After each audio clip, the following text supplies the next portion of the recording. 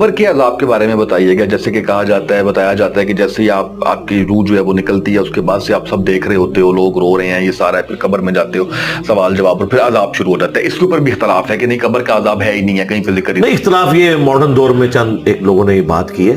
قرآن بالکل اپنے مقدمے میں واضح ہے. سورۃ المؤمن جسے سورہ غافر بھی کہتے ہیں، اس میں واضح اللہ تعالیٰ نے فرمایا کہ فرعونی صبح و شام آگ پر پیش کیے جاتے ہیں، اور جب آخرت کا دن آئے گا تو وہ بڑی آگ پہ پیش کیے جائیں گے.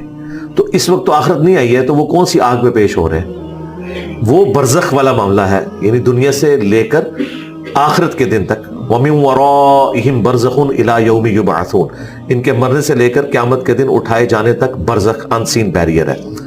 اس کے لیے ہم قبر استعمال کرتے ہیں. قبر مٹی کی ڈھیری بھی ہو سکتی ہے، ہوا میں راکھ کا بکھرنا بھی ہو سکتا ہے، سمندر میں غرق ہونا بھی ہو سکتا ہے، شیر کے پیٹ میں بھی کسی کی قبر ہو سکتی ہے. بیسیکلی اس زندگی کے بارے میں بتایا گیا، اور وہ ان سین بیریئر ہے. اگر آپ قبر بھی کھود لیں آپ کو وہ نظر نہیں آ سکتا.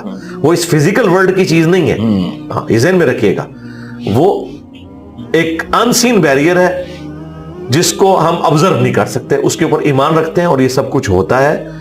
عذاب قبر کا انکار جن لوگوں نے کیا، ان کے رد پہ امام بخاری نے اسی آیت کو صحیح بخاری میں ہیڈنگ میں ڈالا ہے، اور نیچے وہ عذاب قبر والی اور قبر میں جو سوالات ہوتے ہیں ان کی احادیث لے کر آئے.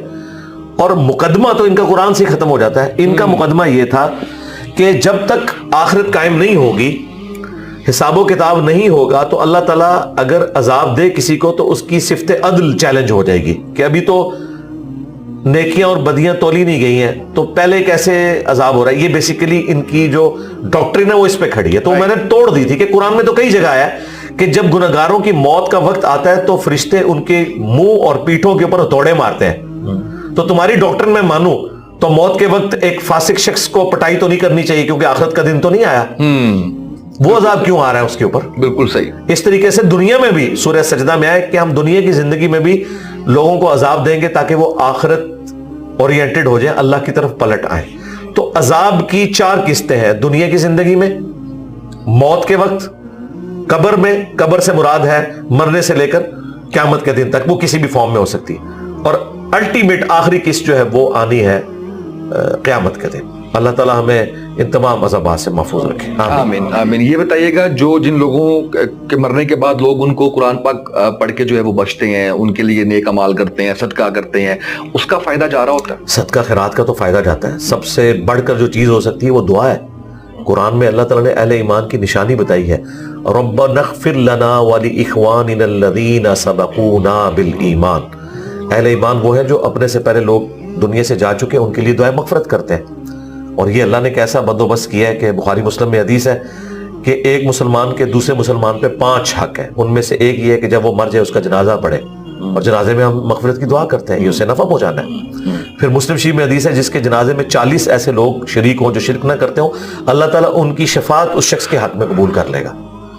پھر ابو داؤد میں حدیث ہے جب اپنے بھائی کو دفنا چکو تو اس کی قبر پہ کھڑے ہو کر اس کی قبر کے سوالات کی استقامت کے لیے دعا کرو. پھر صحیح مسلم میں حدیث ہے کہ حضرت عمر بن عاص نے کہا جب میں مر جاؤں تو میری قبر پہ اتنی دیر بیٹھے رہنا جتنی دیر ایک اونٹ کو نہر کر کے اس کا گوشت تقسیم کیا جاتا ہے، یعنی 2 سے 2.5 گھنٹے، تاکہ میں قبر سے مانوس ہوں اور اللہ تعالیٰ کے آئے ہوئے فرشتوں کو جواب دوں. صحابی کہہ رہے ہیں تو ان کا تو یہ عقیدہ تھا کہ اسی قبر میں سوالات ہوتے ہیں اور اس سے فائدہ بھی ہوتا ہے. پھر مسلم شریف میں باقاعدہ حدیث ہے جو آپ نے قبرستان جا کے دعا مانگنی ہے، السلام علیکم اہل الدیار من المؤمنین والمسلمین وإنا ان شاء اللہ بکم للاحقون نسأل اللہ لنا ولکم العافیہ. جو یہاں پہ مومنین اور مسلمین دفن ہو، تم پر سلام ہو، ان قریب ہم بھی مر کے تمہارے پاس آنے والے ہیں، ہم اپنے لیے اور تمہارے لیے اللہ کے حضور عافیت کا سوال کرتے ہیں. اور پھر جو صدقہ ہے وہ تو پہنچنا ہی پہنچنا ہے. مسلم شریف میں حدیث ہے کہ میت کو سوائے 3 چیزوں کے کسی چیز کا نفع نہیں پہنچتا. نمبر 1 جو اس نے صدقہ جاریہ کیا اپنی زندگی میں، ظاہر ہے اس کا ہے، اس کے مرنے کے بعد بھی جاری ہے. کسی نے کوئی کنواں کھدوا دیا اسے ثواب ملے گا.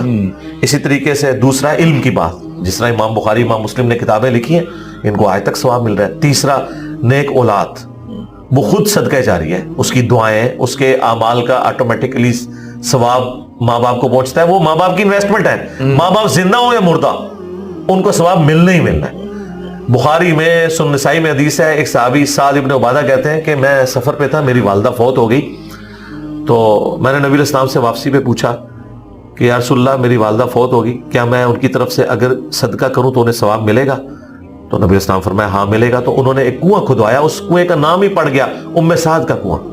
تو اصال ثواب کی مختلف فارمز ہیں، لیکن یہ خانی، یہ بخشنا، یہ والا معاملہ نہیں۔